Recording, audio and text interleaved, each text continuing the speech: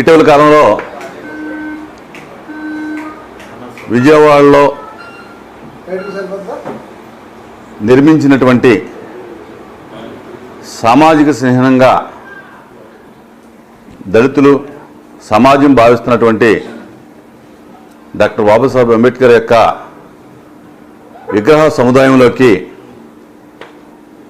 కొంతమంది వ్యక్తులు ప్రవేశించి ఆ విగ్రహ ధ్వంసానికి ప్రయత్నం చేసేటువంటి క్రమంలో అక్కడ ఉన్నటువంటి కొన్ని శిలాఫలకాలని తొలగించటం, ఆ యొక్క స్మృతివనంలో ఉన్నటువంటి కొన్ని వస్తువుల్ని పాడు చేయటం అనేది చాలా బాధాకరం.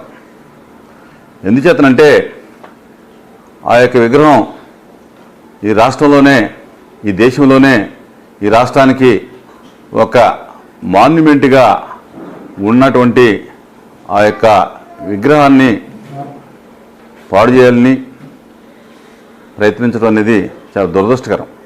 దీన్ని నేను తీవ్రంగా ఖండిస్తూ ఉన్నాను. ఎందుచేతంటే డాక్టర్ బాబాసాహెబ్ అంబేద్కర్ అంటే ఒక రాజ్యాంగ నిర్మాతగానే కాకోకుండా ఆయన ఒక ప్రపంచ మేధావిగా, ఈ ప్రపంచానికి ఒక దిక్చూసిగా, అనేక మంది విద్యావేత్తలకి ఆదర్శంగా, అనేక దేశాలకి స్ఫూర్తిగా ఉన్నటువంటి ఆ యొక్క మహానుభావుని యొక్క విగ్రహ సముదాయంలోకి అటువంటి వ్యక్తులు వెళ్ళటం బాధాకరం.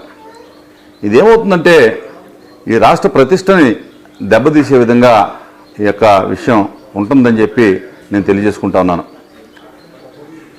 ఈ యొక్క దళితులు, అణగారిన వర్గాలు, పేద వర్గాలు ఈ రోజున అభివృద్ధి చెందారు, అభివృద్ధి చెందుతున్నారంటే కనుక ఆయన యొక్క అంబేద్కర్ యొక్క ఆలోచన విధానం అని చెప్పి నేను తెలియజేస్తా ఉన్నా.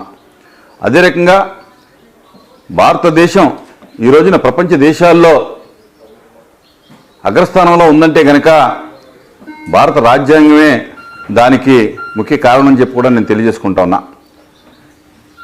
భారత రాజ్యాంగం ఇంత పెద్ద లిఖిత రాజ్యాంగం ఈ ప్రపంచంలో ఏ దేశంలోనూ కూడా లేనటువంటి పరిస్థితి. పటిష్టమైనటువంటి రాజ్యాంగం. ఈ రోజున ఈ దేశం అనేక కులాలు, అనేక మతాలు, అనేక ప్రాంతాలు, అనేక భాషలు, అనేక సంస్కృతులతో ఉన్నటువంటి ఈ భారతదేశం, ఏకత్వంలో భిన్నత్వం కలిగినటువంటి ఈ భారతదేశం ఇంత పటిష్టంగా ఉండటానికి ముఖ్య కారణం మన భారత రాజ్యాంగం, దాని రచనా విధానం, పటిష్టమైనటువంటి ఆలోచన శక్తి ఈ రోజున ఈ దేశాన్ని ఇంత గొప్పగా పేరు ప్రఖ్యాతులతోటి నిలబెట్టిందని చెప్పి నేను తెలియజేసుకుంటా ఉన్నా. అందుచేత అటువంటి విగ్రహం జోలికి కానీ, లేకపోతే ఆ యొక్క అంబేద్కర్ యొక్క స్మృతివనం జోలికి కానీ వెళ్ళటం అంటే అది రాజ్యాంగం మీద దాడిగా భావించాలి. అలాగే దళితుల మీద, పేద వర్గాల మీద, బలహీన వర్గాల మీద దాడిగా దాన్ని భావించాలి. ఎంచేతంటే ఈ ప్రపంచం ఆయన గౌరవిస్తూ ఉంది. ఈ ప్రపంచం ఆయన పుట్టినరోజుని నాలెడ్జ్ డేగా ఆ యొక్క ఐక్యరాజ్య సమితి నిర్ణయించినప్పుడు, అలాగే అనేక దేశాల్లో ఆయన యొక్క జన్మదినాలని వాళ్ళు స్ఫూర్తిగా తీసుకుని ఆ యొక్క పరిపాలన సాగిస్తున్నట్టు ఈ క్రమంలో మనం ఇటువంటి పనులు చేస్తే కనుక మరి ఆ యొక్క మన యొక్క రాష్ట్ర ప్రతిష్ట దెబ్బతింటుందని చెప్పి సందర్భంగా నేను తెలియజేసుకుంటాను. కనుక నేను మనవి చేసేది ఏంటంటే ముఖ్యమంత్రి గారికి ఖచ్చితంగా ఎవరు ఇటువంటి పనులు చేసినా ముఖ్యమంత్రి గారు వెంటనే కలగజేసుకుని ఆ యొక్క చర్యల్ని ఖండిస్తూ దోషుల్ని కఠినంగా శిక్షించాలి. ఏం చేతంటే ఈ రాష్ట్రంలో అటువంటి సంఘటనలు ఎక్కడా జరగకూడదు. అదే రకంగా అంబేద్కర్కే కాదు, ఈ యొక్క స్వతంత్ర సమరయోధులకు కానీ, ఈ దేశ పోరాటంలో పాల్గొన్నటువంటి అనేక మంది పెద్దలు ఎవరైతే ఉన్నారో, గాంధీ గారు కానీ, మరి పటేల్ గారు కానీ, లేకపోతే సుభాష్ చంద్రబోస్ గారు కానీ, అనేక మంది, అలాగే దేశ నాయకులుగా పరిపాలన చేసినటువంటి నాయకులు ఎవరైతే ఉన్నారో ఆ యొక్క పరిపాలకులకు కానీ ఎవరికి కూడా గతించినటువంటి నాయకులకి ఎవరికి కూడా అవమానం జరగడం అనేది మనం తీవ్రంగా తీసుకోవాల్సినటువంటి అవసరం ఉంది.